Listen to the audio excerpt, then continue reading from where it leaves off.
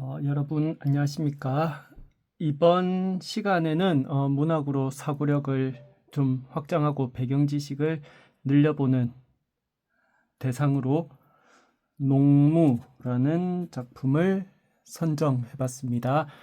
고등학교 문학 교과서에 실리는 작품이기 때문에 대부분의 고등학생들은 다 배우고 잘 알고 있는 그런 작품일 겁니다. 농무는 신경림 시인의 작품이고 1973년에 초간 발행이 되었습니다. 이 시에서 이야기하고 있는 내용을 보면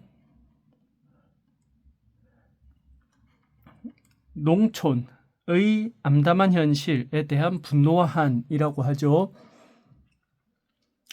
여기에서 말하는 농촌의 현실이란 1960에서 70년대에 걸쳐서 나타나는 농촌 현실을 이야기하는 겁니다. 이 농촌 현실에 대한 시가 내용을 살펴봤을 때는 산업화라는 것과 굉장히 연관성이 깊게 제시가 되고 있다고 하겠습니다. 산업화와 도시화로 인해서 농촌이 무너져가는 현실을 나타내는 그런 작품이었다. 이렇게 이야기할 수가 있습니다. 그러면은 이 산업화라는 게 농촌에서 일어난 건 아닙니다. 당연히 도시를 중심으로 일어난 것이고, 그래서 농촌의 현실이 도시와 서로 연관되어 있다. 그렇게 알 수 있겠습니다. 따라서 우리가 이 시에서 이야기하는 농촌 현실이라는 것이 도대체 무엇인지 좀 더 제대로 이해하기 위해서는 우리가 농촌과 도시 사이의 어떤 관계라든가 당시의 현황을 중심으로 해서 어떤 특징이 있었는가를 이해하는 게 좋겠다. 그렇게 생각을 했습니다. 따라서 기본적으로 도시가 가지던 약간의 특성을 바탕으로 해서 농촌이 어떤 현상, 어떤 변화를 겪었는지 그렇게 약간 정리를 해보도록 하겠습니다.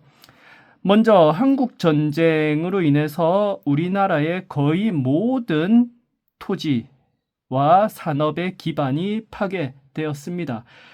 그럼에도 불구하고 여전히 우리는 1960년대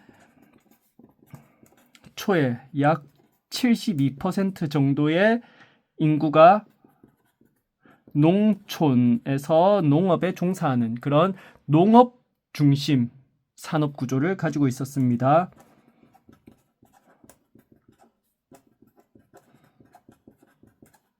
(50년대에는) 당연히 굉장히 농업과 관계가 깊었고 1960년대 초까지도 70%가 넘는 인구가 농업에 종사하는 농촌 인구였을 정도로 아직까지는 굉장히 농업을 중심으로 한 어떤 국가 경제 기반을 가지고 있었습니다. 그런데 그 이후에 우리가 경제를 발전시키기 위해서 산업화를 추진해 나가고 여러 가지 산업 기반들이 빠르게 만들어지기 시작합니다. 이것들은 주로 도시를 중심으로 해서 만들어졌고 전반적으로 경공업과 중공업이 다 발달하기는 했지만 먼저 발달한 것은 노동 중심의 산업이라고 할 수 있겠습니다. 그러니까 노동 집약적인 산업, 경공업이라고 하죠.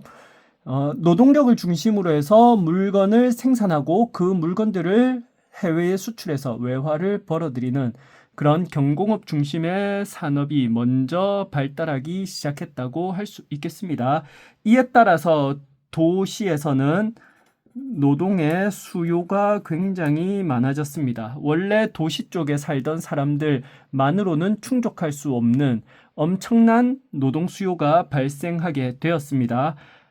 하지만 그 노동자들에게 많은 임금, 풍족한 임금을 줄 수는 없었습니다.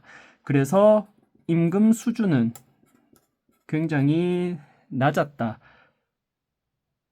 그런데 임금 수준이 낮아도 가장 기본적으로 먹고 사는 문제는 충족이 되어야 사람들이 그 노동력을 파는 노동자로서의 지위에 일단은 종사하게 될 겁니다. 일을 해도 먹고 살 수 없다면 그 일을 해야 할 당위성이 상당히 떨어진다고 할 수 있겠죠. 따라서 먹고 살 수 있을 만큼은 해줘야 된다. 그런 점에서 임금 수준이 낮은 노동자들이 먹고 살 수 있게 하는 방안을 정부가 어떤 식으로 해줬냐? 바로 저고가 정책을 통해서 이를 뒷받침하고자 했습니다.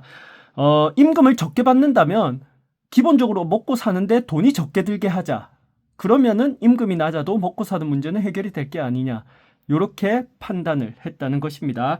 농업 중심의 산업 구조였는데 이때 가장 중심이 되는 농업은 바로 쌀농사였습니다. 주로 농민들은 논에서 쌀을 생산하고 있었다. 그런데 정부가 쌀 가격이 무작정 오르지 않도록 굉장히 통제를 하는 정책을 썼다. 그러니까 농민들은 1년 동안 쌀 농사를 지어서 그걸 팔아서 수입을 올리게 되는데 쌀 값을 억제했다는 것은 농민들이 벌어들이는 수익이 그만큼 제한되었다는 것을 의미합니다. 그런데 도시에서 공업의 발달을 통해서 경제가 발전했다. 돈이 많이 들어오고 경제 규모가 커졌다라는 것은 물가가 상승했다라는 것을 뜻합니다. 그런데 도시에서만 물가가 상승하는 건 아니겠죠. 농촌에서도 당연히 공업 제품인 비료도 쓰고 그 다음에 농번기에 일손이 모자라면은 사람들을 불러다가 일을 합니다. 그러면 인건비도 줘야 되죠. 그런 점에서 농촌은 인건비와 비료값, 그 다음에 뭐 종잣값 이런 것들의 비용이 굉장히 가파르게 상승하게 됩니다. 10%가 넘는 막 10% 중반 후반 수준의 물가 상승률을 보이고 있던 시기를 감안하면 농촌에서 수입원이 되는 쌀값은 굉장히 억제되어서 별로 늘어나지 않는데 반해 1년 지날수록 인건비라든가 비료값이라든가 뭐 농약값이라든가 이런 것들은 굉장히 가파르게 상승하면서 농촌 사람들의 어떤 경제적인 측면을 악화시켜 가고 있었다라고 볼 수 있겠습니다. 따라서 농촌에서 농사를 지었을 때는 이렇게 먹고 사는 문제가 심각해질 정도로 수입은 늘지 않고 지출은 빠르게 늘어나고 있었기 때문에 농촌 사람들은 먹고 살기 위해서 더 많은 수입을 계획할 수밖에 없었습니다. 그게 뭐냐면 바로 도시로 가서 노동자가 되는 것이라고 할 수 있겠습니다. 그런데 도시에 가서 일을 할 수 있는 거는 기본적으로 도시에 노동자들이 많이 몰리기 때문에 여러 가지 주거 환경이라든가 사정이 매우 열악합니다. 기반이 좋을 만큼 마련이 되지 않았기 때문에 상당히 여러 가지 어려움들이 있습니다. 뭐 아이가 있으면 아이를 돌봐줄 사람도 없고요. 그렇다고 그냥 방치할 수도 없고 그렇죠. 따라서 농촌에 나이가 많은 부모님과 그 다음에 자녀들만 남겨놓고 젊은 사람들은 도시로 일을 하게 떠나게 됩니다. 따라서 이를 통해서 인구 유출이 됩니다. 고령화가 나타나게 됩니다.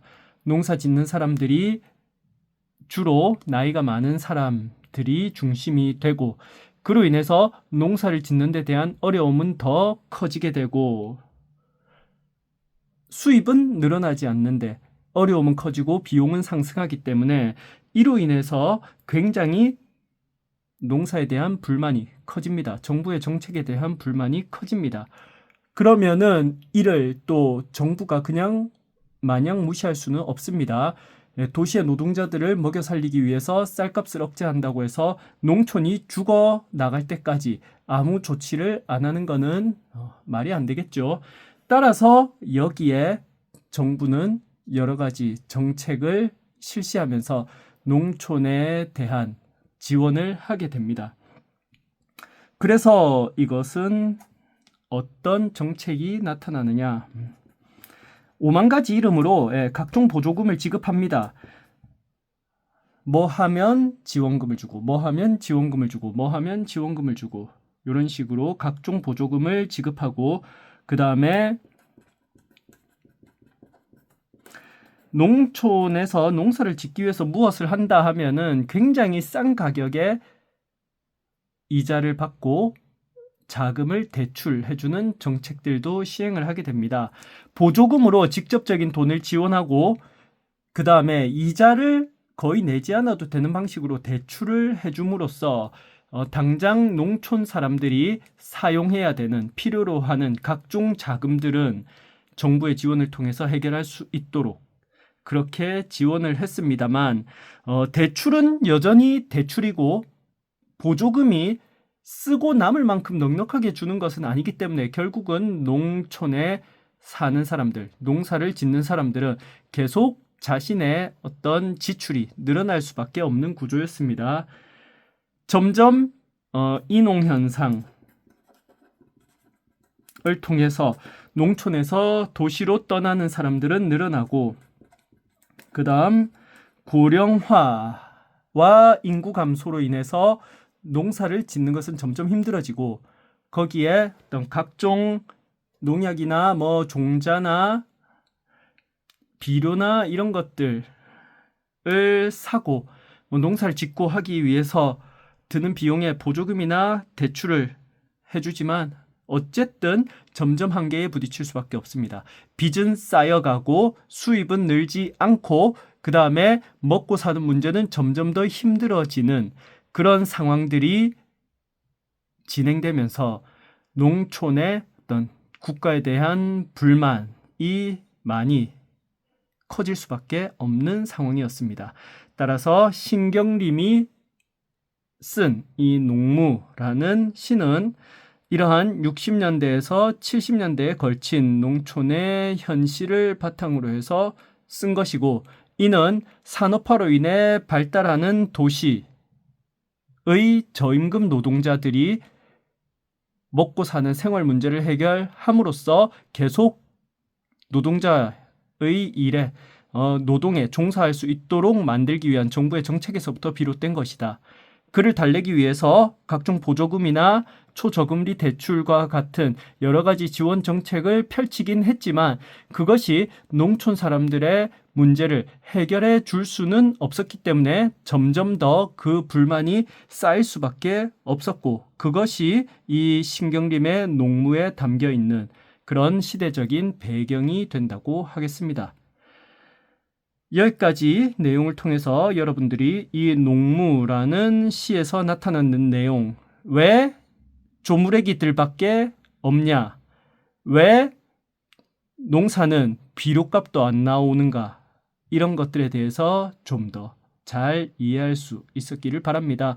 이 이후에 70년대 이후에 뭐 쌀값을 높여서 매입하고 도시 사람들한테는 매입한 값보다 싸게 판매함으로써 뭐 어떤 농촌의 소득을 증가시키고자 하는 그런 정부의 노력도 있었고 새마을 운동이라든가 뭐 여러 가지 정책적인 노력 등이 이후에 나타나기는 하지만 이 시에 나타난 현실 이후의 문제이기 때문에 여기에서 구체적으로 많이 다루기는 어렵지 않을까 생각합니다. 그러면은 오늘은 여기까지 하도록 하고 여러분들의 이해에 도움이 되었기를 바랍니다. 여러분 감사합니다.